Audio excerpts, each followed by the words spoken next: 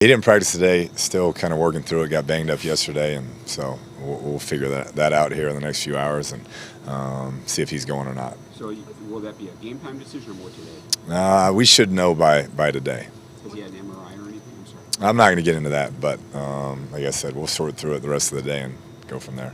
With Lamont being limited during practice too, is there any concern for the O-line depth? There's not. I think picking up Murray and Toth, two guys we targeted and brought them in, and they've picked it up quick. And so, if Marcus isn't able to go, we'll shuffle some bodies around, but we feel good about where we're at there.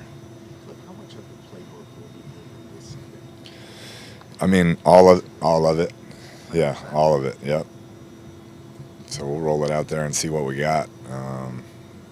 But yeah, he's picked things up quick. Like has kind of been talked about. Everybody else was kind of catching up to him as far as the operation of things, what we're looking for, how we want to play, and so we'll cut it loose on Sunday. How much is he still, because it is unfamiliar to a lot of players on that offense, how much is he still in the huddle dictating, hey, this is what your route is? Now, there's a lot of command going on. If guys need a reference, he's obviously there and can help get those guys lined up and help talk through where he wants them and what he wants them to do. And he's still working at it. I mean, it's not like he's been in the system for 20 years now, but he's definitely has a comfort level, and so we just got to keep growing with him. You have so many rookies that you're counting on both sides of the ball. I mean, is this something that you, given your background, do you approach it the same way that if you would have had a freshman coming into college? Is it different there? I mean, how do you kind of approach all these rookies? I think it's just case by case. I mean, there are times where you would have a true freshman who was just ready to go, and it didn't matter the situation or what was going on or who he was going against. He was going to be ready to play. And I think some of these guys are the same way, and there's some that you may have to kind of ease their way in. But I really think it's case by case. Since you're working so much. Made you entrust him the ability for him to run this defense? Yeah, I think more than anything, just his leadership qualities. Talking to guys that had worked with him and been around him, the way he treats people, the way he carries himself, the way he leads men.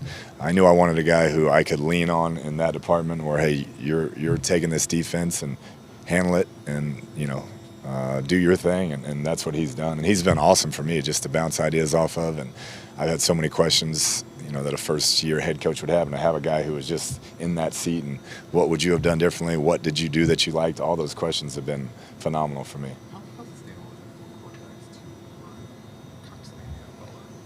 Yeah, I think it isn't until somebody proves that it is. I think Lamar Jackson, we're going to find out because he's as talented a runner at that position as I've ever seen. And he did it in college, and he ran physical, and he ran tough, and he was never hurt.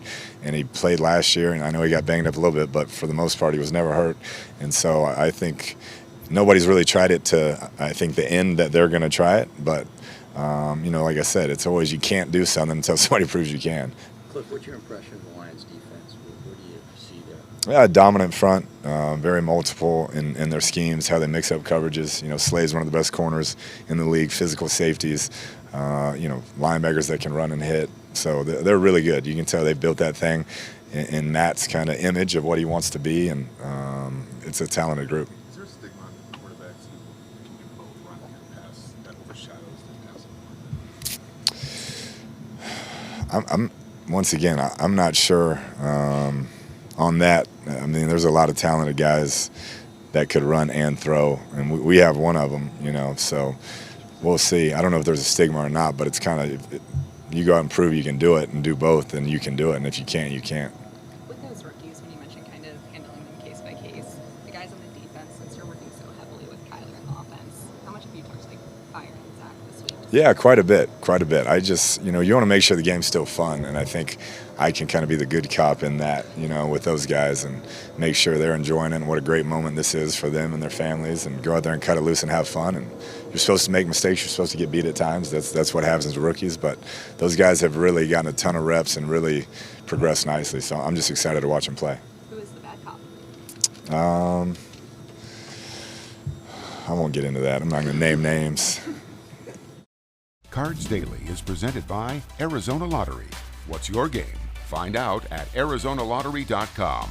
He didn't practice today, still kind of working through it, got banged up yesterday, and we should know by today. And a little later, the news came out that starting right tackle Marcus Gilbert is out for the opener against the Lions. Paul Calvisi with Cards Daily, knee injury, and this is definitely not the way the Cardinals want to pick up from last year when 7 offensive linemen went on injured reserve. So now, replacements. Picking up Murray and Toth, 2 guys we targeted and brought them in, and they've picked it up quick, and so we'll shuffle some bodies around, but we feel good about where we're at there. So the Cardinals' depth impacted already, but the playbook is not. Kingsbury saying Friday it's all open and available on Sunday. We'll roll it out there and see what we got. He's picked things up quick. Everybody else was kind of catching up to him, how we want to play, and so we'll cut it loose on Sunday. You know, the Cardinals like to point out that just because Kyler Murray can run doesn't mean he's a running quarterback. He does not run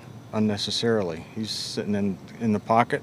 He's looking to throw it downfield, and he's not the kind of guy who's going to drop back, and if the first guy's not there, take off. I'm smart regardless. You know, we like to play this game for a long time. Guys are a lot bigger in the NFL than they were in college, faster, stronger. So, but at the same time, I'm fast. I can get away. All right, and finally, we go back to backup tackle. If it comes down to college degree, then Toth, the second lieutenant from the Army with a degree in nuclear engineering, he wins. Right, Mason? I think he's smarter than all of us in the room combined. And went on for like 5 minutes explaining. I was just like, that sounds cool, man, but I don't really know what the heck you're talking about, any of this.